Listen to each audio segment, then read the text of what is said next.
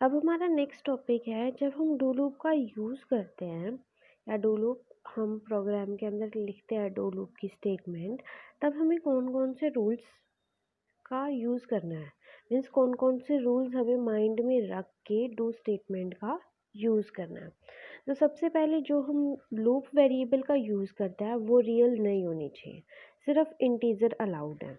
जैसे हमने यहाँ पर एग्जांपल के तौर पे x रियल ले लिया और x की वैल्यू 0.1 1000 0.1, ये गलत हो जाएगा, यहाँ एरर शो कर देगा। तो आपको इंटीजर ही लेना है। वेरिएबल भी इंटीजर होना चाहिए जो लूप वेरिएबल है, और जो हम initial value final value increment लेते हैं वो इंटीजर होनी चाहिए। वो चाहे आप इंटीजर एक्सप्रेशन लो, इंटीजर वेरिएबल लो या इंटीजर वैल्यू लो। वेरिएबल लोगे तो वो वेरिएबल पहले डिफाइन होने चाहिए। मैंने अच्छे से क्लियर किया अपने प्रीवियस वीडियोस में, इससे रिलेटेड जो भी वेरिएबल डेफिनेशन है जो भी है, ठीक है, तो आप वहाँ जाके भी देख सकते हो। तो सेकेंड रूल हमारे पास क्या है कि हमने मान लो एक डू लूप यूज़ करी, ठीक है, उसके अंदर भी हम एक और डू लूप यूज़ कर रहे हैं, तो उनको एंड करने का तरीका क्या है। जो हमने सबसे अंदर वाली है ना इनर मोस्ट लूप, वो सबसे पहले एंड होगी। मीन्स पहले ये वाली लूप एंड होगी, एंड डू, फिर ये वाली लूप एंड होगी, ठीक है। तो इसमें यही दे रखा है कि आप कितने भी लूप्स लेते हो तो सबसे पहले कौन सी एंड होगी, जो सबसे इनर मोस्ट होगी, ठीक है। तो जब हम बहुत सारे लूप्स एक साथ यूज़ करते हैं तो नेस्टेड डू बोलते हैं उसको। जैसे हम अगर इफ़ एल्स स्टेटमेंट बहुत ज़्यादा यूज़ कर लेते हैं, इफ़ के अंदर इफ़ के अंदर इफ़, तो उसे हम नेस्टेड इफ़ स्टेटमेंट बोलते हैं। ऐसे डू के अंदर डू या डू के अंदर डू यूज़ करेंगे तो वो नेस्टेड डू हो जाएगा, ठीक है। तो इसका कुछ एग्जाम्पल है इस तरीके से। जैसे यहाँ पर मैंने लिया डू आई 1 से लेके 10, ये हमारी फर्स्ट लूप है। फिर डू जे 2 से 20, फिर एंड डू और एंड डू। इसमें यहाँ पर ये जो फर्स्ट एंड डू है हमारी ये वाली डू का एंड है, और जो हमारा सेकंड एंड डू है वो हमारी फर्स्ट वाली डू का एंड है। तो ये बिल्कुल करेक्ट फॉर्म है कि सबसे पहले हमें उस डू लूप का एंड करना है जो सबसे इनर मोस्ट है। अब यहाँ देखो, ये इस स्टेटमेंट में ये जो एंड है इस लूप का है, मीन्स फर्स्ट डू का एंड पहले हो गया, सेकंड डू का एंड लास्ट में हो गया, तो ये गलत है। आपको ऐसे नहीं करना है, ठीक है। तो जो इनर मोस्ट वाली डू लूप है वो सबसे पहले एंड होगी, फिर आउटर मोस्ट वाली डू लूप एंड होगी, ठीक है। तो जैसे कई बार हम कंफ्यूज हो जाते हैं, दो या दो से ज़्यादा लूप यूज़ करते हैं, तो कौन सी लूप का एंड हमारा हो रहा है या नहीं हो रहा है, तो उसके लिए हम क्या करते हैं, लूप को नेमिंग दे देते हैं या उस पर लेबल लगा देते हैं। जैसे हम कोई भी कुछ भी पैकेट्स वगैरह यूज़ करते हैं या फिर कोई दवाई की शीशी वगैरह यूज़ करते हैं, उस पर लेबल लगा होता है ना पे, ये किस चीज़ के लिए है, उसका नेम क्या है। इस तरीके से हम डू लूप का भी नेम रख लेते हैं। जैसे हमारे पास, हम ऐसे यूज़ करेंगे लेबल वाली लूप, हमने लिखा फिर उससे पहले हम नेम बता देंगे। लूप 1 हमने नेम दिया, लेबल दिया, फिर एक कॉलन दिख रहा है आपको, ये देखो, सेमी कॉलन नहीं है, ये सिंपल कॉलन है, 2 डॉट्स वाला, ठीक है। तो फिर block of statement as it is जैसे हमें लिखनी है। फिर जब हम एंड लिखेंगे ना, एंड डू, तो डू का जो लेबल है वो भी लिख देंगे, ठीक है। लेबल कौन सा होना चाहिए, फोर्ट्रा 90 का कोई भी आइडेंटिफायर होना चाहिए, और उसके बाद हम कॉलन लिखते हैं, ठीक है। तो अब कुछ एग्जांपल देखो, जैसे हमने 2 डू लूप यूज़ की थी ना लास्ट एग्जांपल में, ये देखो इस एग्जांपल में हमें 2 डू लूप्स यूज़ करी थी। तो अब हम लेबल इन दोनों पे लगा के देखते हैं, ठीक है। तो हमने सबसे फर्स्ट डू थी हमारी i इक्वल टू 1 से 10, तो उसका हमने नेम दे दिया, लेबल दे दिया आउटर लूप कॉलन। फिर हमने सेकेंड डू का नेम दे दिया इनर लूप कॉलन। तो सबसे पहले हमारी सेकेंड लूप जो है वो एंड होगी क्योंकि सबसे वो इनर मोस्ट है। तो एंड डू के बाद हमने डू का जो नेम है हमने लेबल दे रखा है, जिस लेबल का एंड करना है वो हम लिख देंगे। तो सबसे पहले इनर वाली होगी, फिर आउटर वाली होगी, ठीक है। ऐसे ही आपको कुछ रूल्स ध्यान में रखने हैं। तो हम एक एग्जाम्पल स्टडी कर लेते हैं, फिर हम बाकी के रूल्स स्टडी करेंगे, ठीक है। तो अभी हमने एक पॉइजन फंक्शन का एग्जाम्पल डिस्कस किया था जो 1 डायमेंशन में था। पी के e की पावर माइनस ए e की power minus b sorry e की पावर माइनस ए की पावर के बाई के फैक्टोरियल। अब जो हम पॉइजन फंक्शन डिस्कस करने वाले हैं वो 2 डायमेंशन में डिस्कस करने वाले हैं। मीन्स p की पावर नहीं, p ऑफ m के इक्वल टू e की पावर माइनस ए e की पावर माइनस बी ए की पावर m b की power k by m factorial into k factorial. तो इसको हमें इवेलुएट कैसे करना है? सिंपल तरीका ये है, जैसे हमने स्टार्टिंग में क्या किया था, जो हमारी फर्स्ट टर्म थी 0 से लेके 15 तक के लिए हमें रखना था। तो यहाँ पर हम क्या यूज़ कर रहे हैं, 2 वेरिएबल यूज़ करेंगे, इंटीजर के और m। जो लूप वेरिएबल होंगे तो यहाँ पर हमें 2 डू लूप यूज़ करनी होंगी, जो एक तो m के लिए यूज़ होगी और एक k के लिए यूज़ होगी। सपोज करो m की वैल्यू 1 से 5 तक और k की वैल्यू 1 से 10 तक हमें निकालनी है, ठीक है। तो हमने ये 2 वेरिएबल्स ले ली, के एम इंटीजर, ये लूप वेरिएबल है तो इंटीजर होने ज़रूरी है। तो जो k0 और m0 पे हमारी वैल्यू आएगी उसको हम किसी एक वेरिएबल के अंदर स्टार्टिंग में असाइन कर लेते हैं, ठीक है। तो फिर हम स्टार्ट कहाँ से करेंगे, 1 से स्टार्ट करेंगे, बिकॉज अगर हम 0 से स्टार्ट करते हैं तो 0 से डिवाइड हो जाएगा। तो इस चीज़ को हटाने के लिए, मीन्स रिमूव करने के लिए इस प्रॉब्लम को, तो फिर हमने 0 वैल्यू किसी वेरिएबल में एग्जैक्ट निकाल के हमने असाइन कर दी। जैसे यहाँ पर हम पॉइजन वो वेरिएबल ले रहे हैं जिसमें हमने 0 पे m0 k0 पे जो वैल्यू आएगी वो असाइन करी है। देखो m0 k0 रखेंगे तो सिर्फ e की पावर माइनस है और e की पावर माइनस b होगा, ठीक है। तो यहाँ पर e की पावर माइनस है और e की पावर माइनस b है। तो और हमने स्टार्टिंग में a और b की वैल्यू इनिशियलाइज कर रखी है कि a क्या है 0.1, b क्या है 0.1 और वो भी रियल, ठीक है। तो रियल e की पावर माइनस है, e की पावर माइनस b। रियल क्यों लिया, क्योंकि एक्सपोनेंट वाले फंक्शन में क्या होता है, वो रियल वैल्यूज ही एक्सेप्ट करता है। तो ये हो गया, ठीक है। तो पॉइजन के अंदर हमारे पास 0 पे वैल्यू हमने असाइन कर दी। अब k0 है, m0 है, तो यहाँ पे हमने प्रिंट करा दिया। अभी k0 m0 पे उसके कॉरस्पॉन्डिंग जो पॉइजन फंक्शन की वैल्यू आएगी वो हमने यहाँ प्रिंट करा दी। आप अपने अकॉर्डिंग भी प्रिंट करा सकते हो। तो अब हमें m और k, हमारे पास 2 वेरिएबल्स हैं तो हमें 2 लूप का यूज़ करना पड़ेगा। तो सबसे पहले हमने m डिफाइन कर दिया कि m हमारा 1 से k है। आप k भी डिफाइन कर सकते हो, बस डिफरेंस क्या होगा कि अगर हम k डिफाइन करेंगे तो यहाँ पर हमारा b बाय रियल k हो जाएगा, ठीक है। तो यहाँ पर हमने पॉइजन मतलब जो भी हमने निकाला e की पावर माइनस ए e की power minus b a by m, ये हमने पॉइजन में रखा। अब इस पॉइजन वेरिएबल की जो वैल्यू थी वो हमने किसी और के अंदर असाइन कर दी।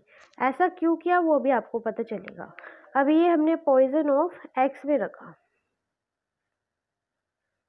ठीक है, वो भी हमारा एक रियल वेरिएबल है। पॉइजन ऑफ x का अब हम यूज़ करें नेक्स्ट लूप के अंदर जो k के लिए 1 से 10, ठीक है। अब ये देखो लास्ट स्टेटमेंट थी ना, ये लूप स्टार्ट हो गई। यहाँ ये डॉट नहीं है, कोमा है, थोड़ा सा कट हो गया। तो 1 से 10 हमारी ये लूप है, इसके अंदर हम इसका यूज़ करेंगे। अब हमें b बाई के रखना है, b बाई के हो गया। और पॉइजन में क्या था, e की पावर माइनस ए e की power minus b a by m, ये था ना। तो उसके बाद जब हम k की वैल्यू 2 करेंगे तो अब हम इसको पॉइजन x में ही रख रहे हैं। बिकॉज फिर इसी का यूज़ भी तो करना है, क्योंकि अब हमें ए की वैल्यू सेम रखनी है, ए को हमें इंक्रीमेंट नहीं करना, मतलब ए की पावर हमने नहीं बढ़ानी, क्योंकि अभी सिर्फ बी की पावर बढ़ेगी, क्योंकि ए की पावर तो हमने फिक्स कर दी, एम की वैल्यू 1 रखेंगे तो के की वैल्यू 1 से 10 तक अलाउ होगी। लूप कैसे यूज़ होगी, देखो सबसे पहले हमने एम यूज़ किया 1 से लेके 5 तक, फिर के यूज़ किया 1 से लेके 10 तक, तो एम की वैल्यू 1 फिक्स रहेगी, के 1 से लेके 10 तक इवेल्युएट होगा, मतलब 1 1 1 2 1 3 ऐसे 1 से लेके 10 तक। फिर जैसे एम की वैल्यू 2 होगी तो के की वैल्यू 1 से 10 2 1 2 2 2 3 2 10, ऐसे ये लूप्स इवेल्युएट होती है। ठीक है, तो अब हमें ए की वैल्यू 1 ही रखनी थी और बी की वैल्यू इंक्रीज करनी थी, तो इसीलिए हमने वो पॉइजन वाली पॉइजन एक्स में रखी और उस पॉइजन एक्स वेरिएबल की वैल्यू हम यहाँ यूज़ कर रहे हैं। अब अगर आपको समझ में नहीं आ रहा होगा, लेकिन जब आप खुद ट्राई करोगे ना, आप एक काम करना, जो पॉइजन की वैल्यू थी ना वो कोई और वेरिएबल में स्टोर मत करना, सीधा डायरेक्ट अगर आप पॉइजन में रखोगे ना तो आपकी बी की वैल्यू इंक्रीज नहीं होगी और के की वैल्यू इंक्रीज होगी, तो वो आगे जब हम यूज़ करेंगे हमें ए की वैल्यू बाद में इंक्रीज करनी है, तो आप एक बार दोबारा करके देख लेना।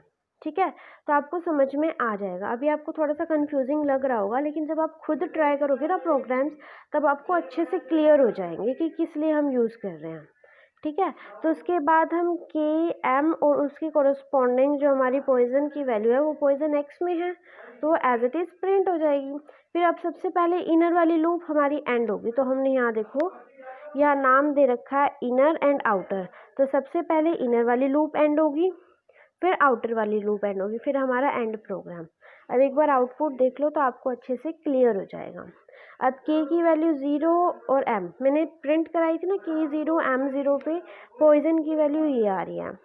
फिर जैसे वो के 1 एम 1 के 2 एम 1, अब यहाँ पर के 1 एम 1 के 2 एम 2, के इंक्रीज हो रहा है क्योंकि एम तो हमारा फिक्स था ना 1 से 5, और के की वैल्यू 1 से जो आगे थी, लेकिन यहाँ पर मैंने कम लिया वैल्यूज़ के और एम की। ठीक है, तो आप वहाँ से भी देख लेना, ये इस तरीके से आउटपुट आया है। आप अपने अकॉर्डिंग ज़्यादा भी ले सकते हो, मैंने यहाँ थोड़ी वैल्यू ली है क्योंकि मेरे फ़ोन में के अंदर मेमोरी थोड़ी कम है, तो ज़्यादा आउटपुट क्लियर साफ दिखती नहीं है। ठीक है, तो इसीलिए मैंने एम की वैल्यू देखो 1 और 2 के लिए ली है, 1 और 2, और के की वैल्यू 1 2 3। ठीक है, तो वहीं तक मैंने ये इवेलुएट किया है, तो आप वैल्यूज़ कंफर्म कर लेना। ठीक है, तो आपको अच्छे से क्लियर हो जाएगा आउटपुट भी, एक बार आप जब खुद ट्राई करोगे तो हो जाएगा। ठीक है, तो अब हमारा नेक्स्ट रूल क्या है कि जो हमने लूप पैरामीटर्स हम यूज़ करते हैं, काउंट तो हमारा इंटीजर है, वेरिएबल है, और हमारा initial value, final value, increment, उनको हम रीडिफाइन नहीं कर सकते, मतलब कि उनकी वैल्यूज़ हम चेंज करके उन्हीं उसी के अंदर स्टोर नहीं कर सकते। जैसे अब हम एक एग्जांपल से बताते हैं, जैसे ए हमने रीड किया, एक्सपोनेंशिएशन ऑफ माइनस ए हमने पॉइजन के अंदर असाइन कर दिया। अब लूप वेरिएबल हमारा क्या है, के, तो के में हमने एक डिक्रीमेंट किया और फिर वही के में स्टोर कर दिया, ये गलत हो जाएगा। आप ऐसा कर सकते हो कि के में एक वैल्यू कम करके ना किसी और वेरिएबल में स्टोर कर दो, जैसे ए में स्टोर कर दिया, और सॉरी ए तो हमने यूज़ कर रखा है, बी में स्टोर करा लो, जैसे ये है के -1 बी, ऐसे आप लिख सकते हो, और बी आप लिख दो कि हमारे पास इंटीजर है, तो अब उस के की बजाय यहाँ पर बी यूज़ कर लो, तो आपका कोई एरर नहीं आएगा। अगर आप के को ही रीडिफाइन कर रहे हो, मतलब के की वैल्यू चेंज करके के में ही रख रहे हो, तो आपका एरर शो हो जाएगा। अगर आप इस तरीके से करोगे कि किसी और वेरिएबल में डलवा दो वो वैल्यू चेंज की हुई, तब आपका कोई एरर शो नहीं होगा। ठीक है, क्योंकि आप उसकी वैल्यू चेंज करने के बाद कोई सी और वेरिएबल में डलवा रहे हो। ठीक है, इसीलिए आपका एरर शो नहीं करेगा। एक और एग्जांपल देख लेते हैं, वहाँ माइनस का देखा था, तो हमने वहाँ लूप वेरिएबल को हमने चेंज किया था, अगर हम उनके पैरामीटर्स को भी चेंज कर दें तो भी एरर आएगा। के इंटू एम को हमने के में ही स्टोर करा लिया। अगर आपको ऐसी कंडीशन आती है कि हमें पैरामीटर्स की वैल्यू का यूज़ करना है, मीन्स उनको थोड़ा सा इंटरचेंज करके यूज़ करना है, तो आप इन वेरिएबल्स में मत स्टोर कराओ, कोई और अलग से वेरिएबल ले लो, फिर उस वेरिएबल का आप आगे यूज़ कर लो, फिर कोई एरर आपको शो नहीं करेगा। ठीक है, अब हमारा लास्ट एग्जाम्पल है। इस एग्जाम्पल में क्या है, आपके पास क्लास है, क्लास में कितने भी स्टूडेंट्स हो सकते हैं। अब हमें टोटल स्टूडेंट्स नहीं पता है कि कितने हैं, तो इसी वजह से हम यहाँ पर काउंट कंट्रोल डू लूप का यूज़ नहीं कर रहे हैं। तो आपके पास स्टूडेंट्स हैं, उनके मार्क्स को हमें टोटल करना है, और जिनके मार्क्स 90 से ज़्यादा हैं, जिनके मार्क्स 90 से ज़्यादा हैं वो कितने स्टूडेंट्स हैं और उनके मार्क्स कितने हैं और रोल नंबर क्या है वो प्रिंट कराना है। और टोटल स्टूडेंट्स कितने हैं जिनका डाटा क्लियर है, मीन्स रोल नंबर भी सही है, मार्क्स भी हमने जो इनपुट कराए हैं वो सही है। अब हम यहाँ count control do loop use नहीं कर रहे, तो हमें एक एग्जिट कंडीशन चाहिए। एग्जिट कंडीशन हमें ये रख दी कि अगर हम रोल नंबर नेगेटिव रखेंगे तो वो हमारा एग्जिट हो जाएगा लूप से। ठीक है, तो अब यहाँ देखो हमें एवरेज भी निकालना है, मतलब सभी स्टूडेंट्स के मार्क्स टोटल करके और कितने नंबर ऑफ स्टूडेंट्स हैं हमें उनका, उससे हमारा एवरेज निकल जाएगा। ठीक है, तो टोटल नंबर ऑफ स्टूडेंट्स हमने किससे काउंट किए, काउंट वेरिएबल का यूज़ करके। तो देखो क्या करना है इस प्रोग्राम में।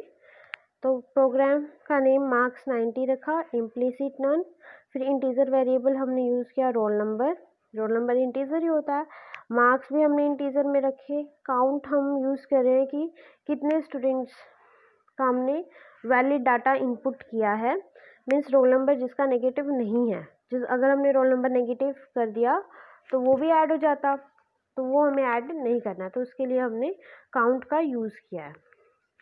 ठीक है, तो हाई काउंट मीन्स कि जिनके मार्क्स 90 से ज़्यादा हैं वो कितने नंबर ऑफ स्टूडेंट्स हैं वो हाई काउंट से पता चलेंगे। सम मार्क्स मतलब जितने भी मार्क्स हमने इनपुट किए हैं जो वैलिड डाटा है उनका टोटल, मार्क्स का टोटल। एवरेज मार्क्स में हम मार्क्स का एवरेज करेंगे, टोटल मार्क्स बाय में टोटल नंबर ऑफ स्टूडेंट्स। ठीक है, तो सबसे पहले हम प्रिंट करा लेते हैं, means as it is line print कराएंगे, list of roll numbers with marks greater than 90, क्योंकि हम लिस्ट ही बनानी है उसकी। तो सबसे पहले हम रीड करा लेते हैं रोल नंबर और मार्क्स। ठीक है, अगर रोल नंबर लेस देन 0 होगा तो लूप से बाहर। तो जो हम मार्क्स हमने इनपुट कराए हैं वो सम मार्क्स के अंदर ऐड हो जाएंगे। सम मार्क्स के अंदर पहले ही 0 इनिशियलाइज है तो मार्क्स में वो ऐड हो गए, तो अब सम मार्क्स में वैल्यू चेंज हो जाएगी। ठीक है, तो फिर काउंट में 0 था तो 1 का इंक्रीमेंट हो गया, काउंट प्लस 1 का। अगर हमारे पास मार्क्स लेस देन 90 हैं तो वो दोबारा से मार्क्स और रोल नंबर रीड कराएगा। ठीक है, तो यहाँ इस काउंट से तो पता चल जाएगा कि टोटल नंबर ऑफ स्टूडेंट्स कितने हैं जो वैलिड डाटा के हैं, मीन्स जिनका रोल नंबर नेगेटिव नहीं है। ठीक है, अब अगर हमारा मार्क्स ग्रेटर देन 90 आता है तो वो ये स्टेटमेंट एग्जीक्यूट नहीं करेगा, वो आगे वाली स्टेटमेंट एग्जीक्यूट करेगा। उसमें क्या होगा, अगर मार्क्स ग्रेटर देन 90 है तो यहाँ पर शायद मैंने दोबारा लिखा है, तो ये तो बिल्कुल इतना तक तो हमारा रिपीट ही है कि मार्क्स हमारा ग्रेटर देन 90 है तो साइकिल हो गया। फिर उसके बाद मैंने वो रोल नंबर और मार्क्स प्रिंट करा दिए, वो रोल नंबर जिसके मार्क्स ग्रेटर देन 90 हैं और वो मार्क्स भी हमारे प्रिंट हो गए। ठीक है, तो अब high count plus 1, high count में 0 हो गया, 0 था ही स्टार्टिंग में इनिशियलाइज किया था, और 1 का इंक्रीमेंट हो गया, मीन्स 90 से ज़्यादा कितने स्टूडेंट के हैं तो वो हाई काउंट से पता चल जाएगा हमें। फिर जैसे हम डू लूप से बाहर आएंगे roll number less than 0 input कराने के बाद, तो सम मार्क्स मतलब जितने भी हमने मार्क्स इनपुट कराए वैलिड डाटा के उनका एडिशन हो जाएगा, अपॉन में काउंट मतलब टोटल नंबर ऑफ स्टूडेंट कितने थे जिनका डाटा वैलिड था, मतलब रोल नंबर नेगेटिव नहीं था, तो उनका एवरेज निकालेंगे। तो अब नंबर ऑफ स्टूडेंट्स जिनके मार्क्स 90 से ज़्यादा हैं वो कितने नंबर ऑफ स्टूडेंट्स हैं वो हाई काउंट से पता लगेगा, तो हमने यहाँ वो भी प्रिंट करा लिया। और total number of students count से पता लगेंगे, वो भी प्रिंट करा लिए।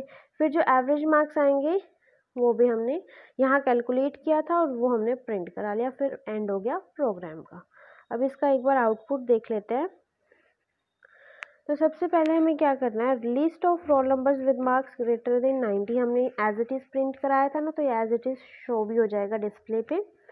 फिर हमने यहाँ रोल नंबर लिया 1, मार्क्स दिए 11, रोल नंबर लिया 2, मार्क्स दिए 99। अब ये मार्क्स ग्रेटर देन 90 है तो एज इट इज़ प्रिंट भी होंगे रोल नंबर 2 एंड मार्क्स। किया था ना, अगर ग्रेटर देन इक्वल टू 90 है, ग्रेटर देन 90 होंगे मार्क्स तो हमारा प्रिंट हो जाएगा रोल नंबर और वो मार्क्स। अगर ग्रेटर देन 90 नहीं है, means less than equal to 90 है, तो वो साइकिल मीन्स कि लूप की स्टार्टिंग में पहुंच जाएगा। अब जैसे यहाँ पर 11 थे मेरे मार्क्स, ठीक है, 11 थे तो स्टार्टिंग में पहुंच गया, स्टार्टिंग स्टेटमेंट हमारी रीड की थी तो रीड आ गया। अब रीड में मैंने फिर 99 मार्क्स रीड कराए तो वो प्रिंट करा देगा, ठीक है। अब 22 कराऊंगी तो फिर उससे वो साइकिल स्टेटमेंट एग्जीक्यूट हो जाएगी, इफ़ वाली, स्टार्टिंग से रीड स्टेटमेंट में पहुंच जाएगा, मीन्स डू लूप की फर्स्ट स्टेटमेंट पे। फिर मैं 92 प्रिंट करा दूँ नेक्स्ट में तो वो एज इट इज़ हमारा प्रिंट हो जाएगा, रोल नंबर क्या है उसके कॉरस्पॉन्डिंग और मार्क्स कितने हैं। अब मैंने रोल नंबर नेगेटिव दिया, चाहे मैं मार्क्स 90 से अबोव दे दूँ तो वो एग्जिट हो जाएगा, ये वाले मार्क्स हमारे ऐड नहीं होंगे 90 से ज़्यादा वाले में, ठीक है।